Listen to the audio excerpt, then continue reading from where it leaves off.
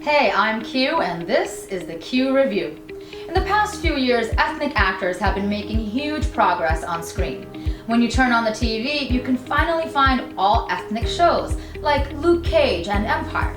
This seems to have offended some folks. One woman complained that the lack of white people in Luke Cage made her uncomfortable.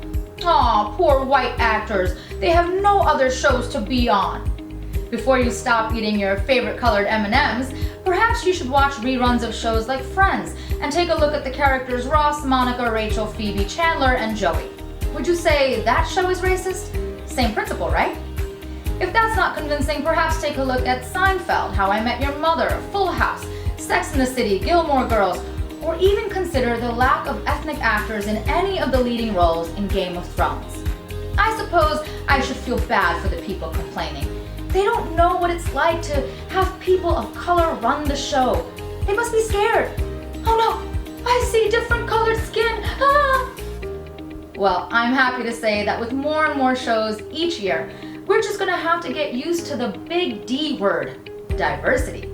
At this year's Emmy Awards, Rami Malek, an actor of Egyptian descent, became the first actor of color to take home the prize for Best Actor in Mr. Robot.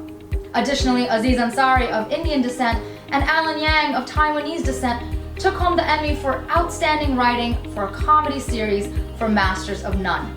Yang even concluded his speech with a call to action directed at Asian parents in which he encouraged them to get their kids cameras instead of violins.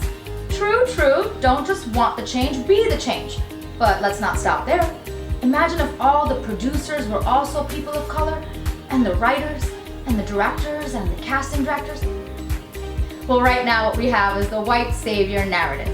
The new movie Birth of a Dragon claims to be a biopic about the martial arts legend and pop culture icon Bruce Lee, starring a guy named Steve. In reality, it's the story of a fictional white man on his journey to find self-discovery who just so happens to meet Lee along the way.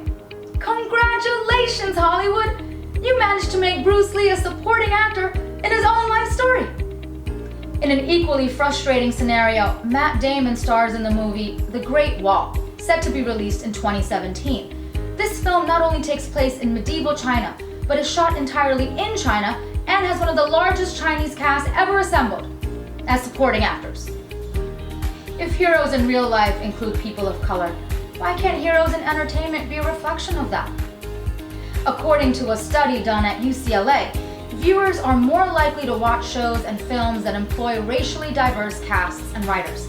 Well, we have so many shows and movies to choose from these days, we can decide who gets our money. Because if there's one color Hollywood will pay attention to, it's green. And that's all for today. Don't forget to subscribe. We'll see you next time on the Q Review. You never know what or who I'll be reviewing next.